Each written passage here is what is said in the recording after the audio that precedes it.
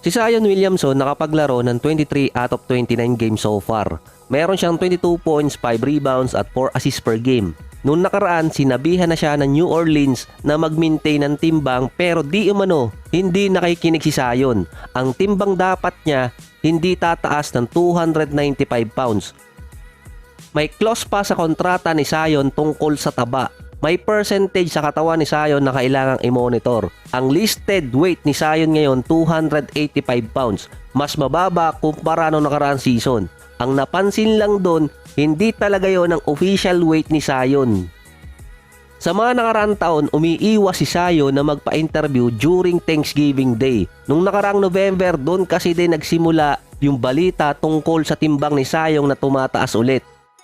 Matagal na naman sinasabihan ng mga analyst si Zion tungkol sa timbang niya na pinagmumulan di umano ng mga injuries. Sinabi pa dati ni Stephen A. Smith, pansin na pansin yung tiyan ni Zion na binanggit pa doon na pati yung lamesa kinakain na ni Zion. Si Shannon Sharpe naman binanggit din na seryoso talaga sa basketball si Zion, dapat ayusin niya yung timbang niya. Ang binanggit pa doon ni Shannon Sharpe, meron naman mga asset si Zion para kumuha ng personal chef, best trainer at kahit anong kaya na posibleng makatulong sa kanya. Pero yung accountability wala. Matapos naman yung Thanksgiving Day ng November, dito naman nag-activate ang clause sa kontrata ni Zion na posible siyang mawala ng $126 million or kaya mawala siya sa NBA kapag nagkaroon siya ng injury sa simula ng season ng 2025-26. Non-guaranteed na ang kontrata no ni Zion. Kahit next season para siya guaranteed pa. Itong taon na to ang siguradong bayad ang kontrata ni Zion kahit hindi siya makapaglaro. Base pa doon, pwede siyang i-waive or bitawan ng Pelicans kapag nagkataon at hindi siya babayaran. Based sa contract clause na yon, pwede namang ibalik ni Zion ang guaranteed contract kung sakaling ma-meet niya ang bilang ng games or timbang. Ang nakalagay doon, kailangan niya makapaglaro ng 41 games sa isang season na makukuha niya ang 20% guaranteed. Kapag nakalaro naman siya ng 51 games, additional 20% ulit. At kapag 61 games, additional 20%. Pero yon ay pwedeng mangyari na lang kapag 2026 season na, hindi pa ngayon taon or sa dalawang susunod na taon. Kapag nagawa ni Zion yon, guaranteed na ang huling 2 taon na kontrata niya.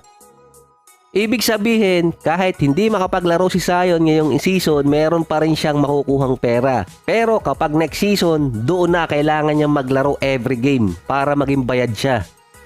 Na base doon, kailangan niya makalaro ng 41 games hanggang 61 games para makuha ang buong salary sa 2026 at sa mga susunod na taon. Si Jalen Bronson naman naging trending nung nakaraan dahil di umano sa sinabi ng Hall of Famer na si Becky Hammon na hindi siya magiging superstar na kayang bitbitin ng team para manalo ng championship. Binanggit niya pa doon na kapag ang best player nila ay maliit katulad ni Bronson, hindi talaga sila mananalo. At binanggit niya pa yung mga pangalan ni Steve Nash, John Stockton, Iverson. Ang naka-except lang sa listahan niya, si Stephen Curry. Si Bronson listed na 6'2". Meron siyang average na 25 points, 4 rebounds at 6 assists per game. Si Steph at si Kyrie, mga championship player yan. Listed height nila 6'2". Meron din mga naging champion na point guard dati na hindi naman superstar. Pero nadala nila sa championship yung team. Tulad ni Chauncey Billups na ang height 6'3". Si Tony Parker ganun din. Si Isaiah Thomas ng Detroit, below 6 feet pa ang height niya dati pero nadala niya sa championship. Pinagtanggol agad ng ibang former player na analyst na ngayon si Jalen Bronson tulad ni Perkins. Pati si Coach Tom Thibodeau sinabing hindi naman nila kilala si Jalen Bronson para sabihin yun.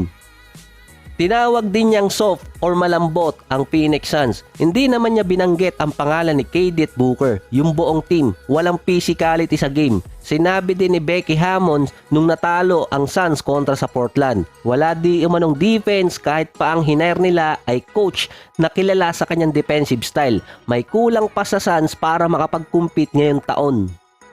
Hindi rin kasi makakapag-backfire yung mga player at yung ibang analyst kay Becky Hammon kasi nga WNBA coach siya at Hall of Famer. So alam nyo na ibig sabihin doon, lalong lalaki ang gulo kapag nagsalita pa yung tulad ni Jalen Bronson at yung ibang NBA player doon.